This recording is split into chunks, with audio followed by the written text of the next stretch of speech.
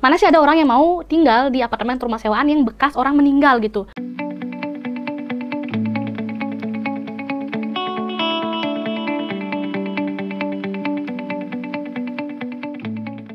Hai good mood, apa kabar nih mood kalian hari ini? Semoga mood kalian dalam keadaan good ya, dan semakin good lagi setelah menonton video ini. Oke, di videoku kali ini aku akan ngajak kalian diskusi tentang salah satu fenomena yang terjadi di Jepang, dimana kalau misalnya nih ya, kita lagi sakit atau udah udah tahu nih kita bakal ada keluarga kita yang mau meninggal gitu karena sakitnya parah, kan pasti minta ditemenin, atau setidaknya keluarganya pasti tahu. Nah, di Jepang itu ada satu fenomena di mana orang meninggal sendirian, dan sampai berhari-hari, bahkan berbulan-bulan itu keluarganya nggak tahu kalau orangnya ini tuh udah meninggal. Wah, ini fenomena yang cukup menyedihkan ya. Fenomena apa itu? Yuk langsung aja kita ke videonya. Oke, good mood. Fenomena ini disebut dengan kodokushi atau fenomena meninggal kesepian di Jepang. Nah, good mood, kalau dilihat dari kanjinya, dari penulisan kanjinya, kodokushi itu dibagi menjadi dua nih. Kodoku itu artinya kesepian atau kesunyian, sedangkan shi itu artinya kematian. Jadi ya kematian dalam keadaan kesepian atau kesunyian. Nah, fenomena ini memang sedang marak banget di Jepang. Kodokushi ini terjadi karena orang Jepang ini dalam kehidupan sehari-harinya memang hidupnya kesepian dan sendirian gitu. Nah, jadi kodokushi ini biasanya menyerang orang-orang yang emang hidup sendiri, jauh dari keluarganya, jauh dari teman-teman, dan di lingkungan yang kurang peduli gitu. Jadi, kalau si orang kodokushi ini meninggal, sekitarnya itu jadi nggak tahu gitu, lingkungannya jadi nggak tahu kalau ternyata orang ini udah meninggal. Bahkan jasad orang kodokushi ini bisa ditemukan, bisa berhari-hari, berminggu-minggu, bahkan berbulan-bulan setelah jasad ini meninggal, setelah orang ini meninggal gitu. Jadi ya karena memang mereka kurang sosialisasi, memang orangnya individual banget nih, bahkan sampai keluarganya atau saudaranya nggak tahu di mana dia tinggal. Jadi ya udah, dia akan sakit terus meninggal tuh sendiri, entah itu di apartemennya atau emang di rumahnya dia gitu. Nah, good mood, kata kodokushi ini udah ada dari tahun 1970-an. Nah, seringkali orang-orang yang meninggal karena kodokushi ini nggak diakui oleh keluarganya.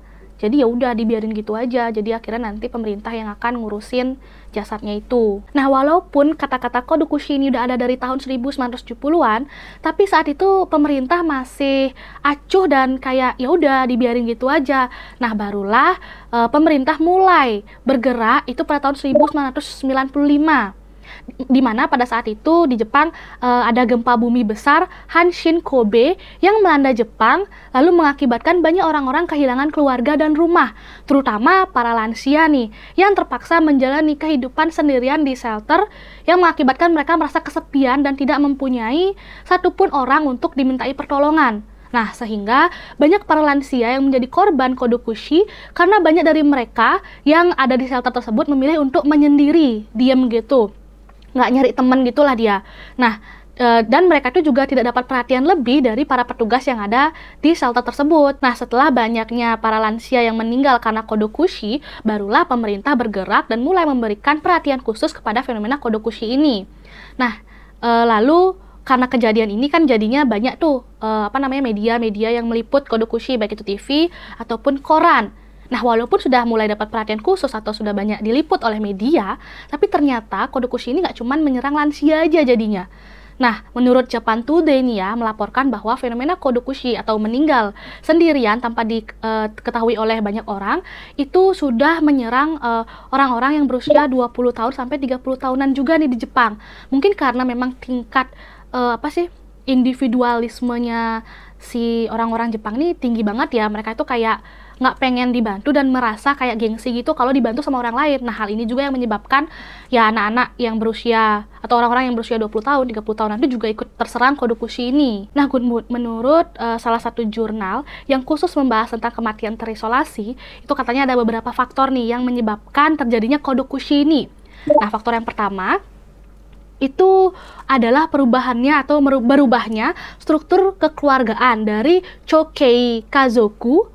Nah, Chokei Kazoku ini merupakan keluarga tradisional yang di dalamnya itu, di dalam satu rumah itu terdiri dari kakek, nenek, anak-anak, dan cucu-cucunya. Nah, berubah menjadi Kaku Kazoku, yaitu keluarga inti yang di dalamnya di dalam satu rumahnya itu terdiri dari ayah, ibu, dan anak-anak yang sudah menikah gitu. Jadi di dalam satu keluarga itu cuma ada bapak, ibu, dan anak. Jadi kakek neneknya itu udah punya rumah sendiri atau mungkin tinggal di kampung gitu. Jadi bapak, ibu, anak-anak ini merantau ke kota. Jadi kan udah terpisah nih antara kakek nenek dan anak-anaknya ini. Nah, itu juga yang menyebabkan kenapa lansia itu juga tinggi kode Cushy-nya, karena kan mereka hidupnya udah terpisah dari anak-anaknya.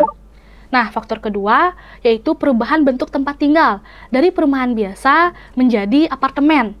Nah, kalau misalnya kita itu tinggal di rumah biasa, itu kan pastinya kita kenal dong tetangga kita, setidaknya kanan kiri kita lah. Kita saling sapa atau kita saling ngasih makanan, berbagi makanan gitu. Kalau ada festival atau acara keagamaan gitu, kita pasti saling berbagi gitu. Nah, kalau kita tinggal di apartemen itu beda lagi. Kalau orang tinggal di apartemen itu kan tetangganya tuh lebih ke acuh, nggak peduli, atau bahkan nggak kenal antara tetangga yang kanan atau kiri. Nah, inilah yang menyebabkan jadinya lingkungannya itu nggak tahu kalau ya siapa nih yang tinggal di dalam apartemen ini. Itu juga yang menyebabkan kenapa orang-orang usia 20 tahun sampai 30 tahun itu bisa meninggal sendirian itu, kode Cushy ini. Karena ya dia tinggal di apartemen, dia nggak kenal sama tetangganya, dan tetangganya pun nggak kenal sama dia. Gitu.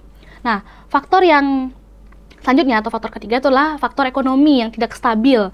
Ya mungkin karena kalian pernah dengar nggak ada orang yang tinggal di warnet. Nah, nanti akan aku bahas tentang net cafe refugees namanya, atau orang yang dia itu kerja tapi pekerjaannya itu tidak menghasilkan banyak uang, jadi dia tinggal di tempat yang sempit atau tempat yang murah. Nah, hal ini juga yang menyebabkan ya udah dia tinggal sendiri di tempat yang murah, mungkin lingkungannya nggak bagus. Itu juga yang menyebabkan kode Cushy ini terjadi. Nah, faktor yang keempat itu adanya perceraian yang menyebabkan trauma atau shock. Jadi dia tuh anggaplah nih pasangan suami istri cerai ya, karena sama-sama trauma, sama-sama shock, itu nggak mau lagi nih nyari pasangan. Jadi kayak mengurung diri, merasa kecewa, merasa menyalahkan diri sendiri. Jadi ya udah dia nggak mau komunikasi sama banyak orang. Itu juga yang menyebabkan orang-orang itu nggak tahu dia kenapa, ya dia mengurung diri, akhirnya dia sakit mungkin, atau mungkin bunuh diri, orang-orang nggak ada yang tahu. Nah, ini juga menyebabkan adanya kode Cushy karena trauma dan shock itu. Nah, jadi faktor-faktor inilah yang menyebabkan si kode Cushy ini marak di Jepang. Nah, ada juga nih faktor lain yang menyebabkan kode Cushy ini tinggi di Jepang.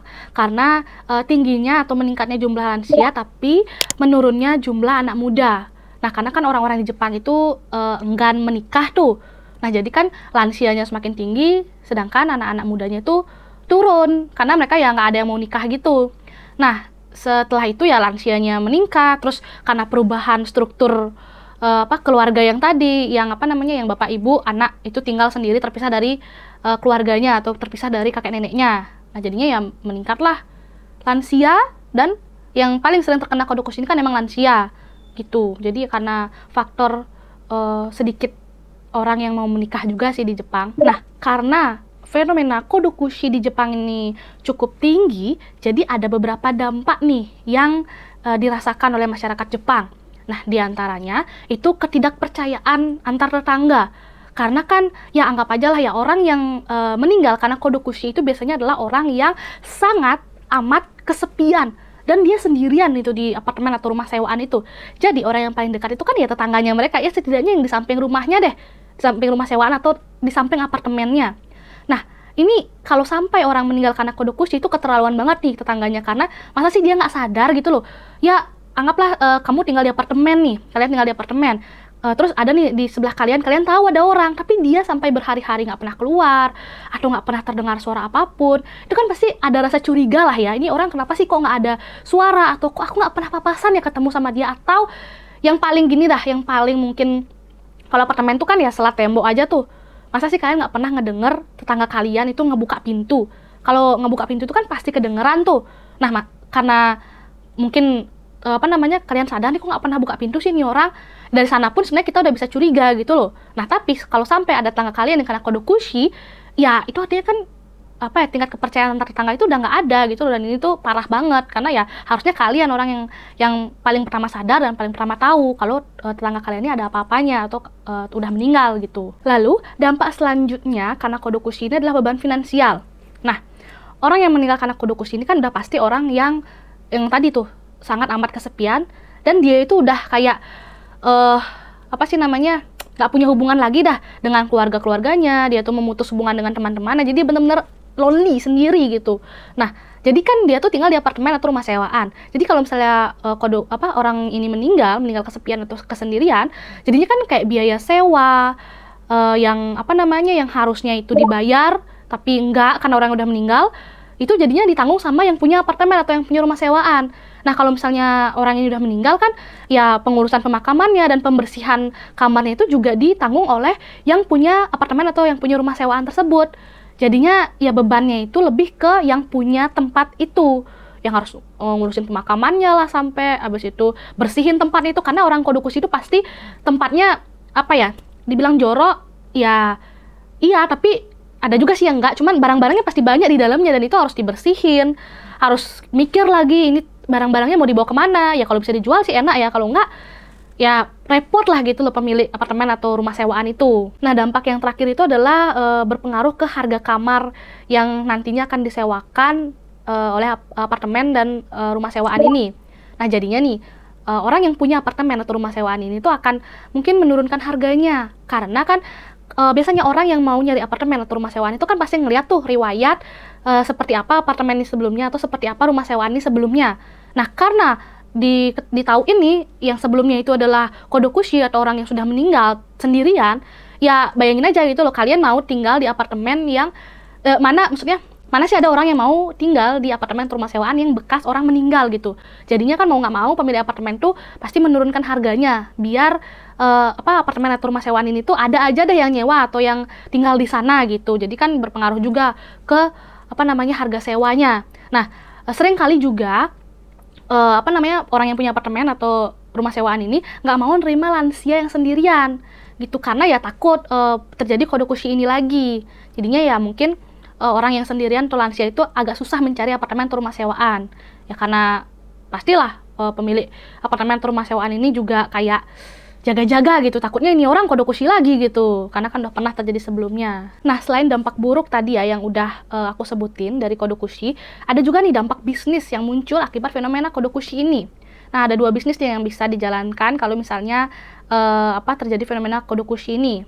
Nah, yang pertama itu adalah jasa asuransi, yang kedua itu adalah jasa pembersihan korban Kodokushi. Nah, biasanya jasa asuransi ini pemilik perusahaan asuransi itu akan mencari orang yang punya apartemen atau rumah sewaan.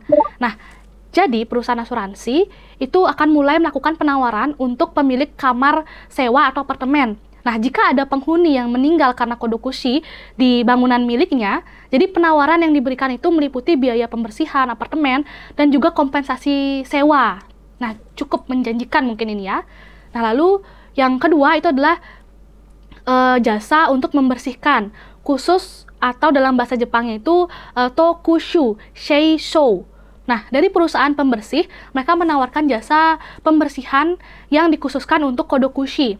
Nah, jasa pembersihan khusus ini lahir karena masyarakat yang ada di lingkungan kamar orang yang meninggal. Karena Kodokushi tidak mau membersihkan kamar sang korban.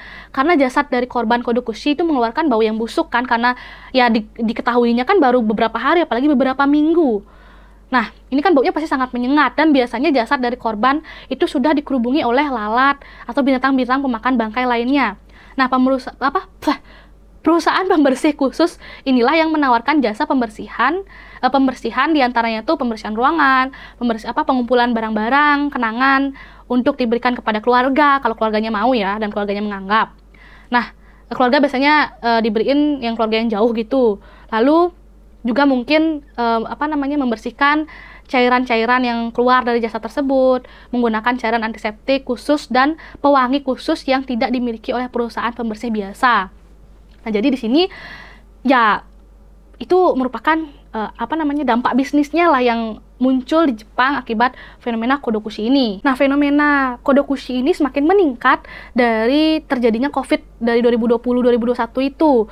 Nah, karena pemerintah emang pengen khusus menangani Kodokushi dan juga kasus bunuh diri di Jepang, jadi pemerintah Jepang itu membentuk Menteri Kesepian namanya. Nah, Menteri Kesepian ini seorang laki-laki bernama Sakamoto Tatsushi. Dia menjabat sebagai Menteri Kesepian Jepang itu sejak 12 Februari tahun 2021. Nah, si Menteri Kesepian ini mengatakan bahwa sebenarnya yang lebih berpotensi bunuh diri karena terisolasi itu adalah perempuan daripada laki-laki. Ya mungkin karena kan perempuan itu suka overthinking kan. Jadi ya lebih ke apa ya, udahlah bunuh diri aja gitu. Nah, si Sakamoto ini juga menyebut ia akan meningkatkan upaya agar tiap orang tetap berhubungan dengan yang lainnya meski isolasi dilakukan. Nah, banyak juga aturan seperti memantau orang tua yang hidup sendiri. Nah, selain itu, Menteri Kesepian Sakamoto juga akan bertanggung jawab untuk mempromosikan keterlibatan dinamis semua warga negara untuk meningkatkan angka kelahiran yang mulai menurun nih dari tahun 2020. Nah, Jepang mencatat total 2.153 kematian akibat bunuh diri di bulan Oktober 2020. Nah, ini mendekati angka kematian COVID juga nih di November 2020 lalu. Jadi ya, dia selain memang fokus ke Kodokushi juga fokus ke kasus bunuh diri. Jadi ya, semoga dengan adanya Menteri Kesepian, itu Jepang mulai terhindar dari fenomena Kodokushi ini. Karena emang cukup miris ya, kita meninggal sendirian tanpa ada yang tahu.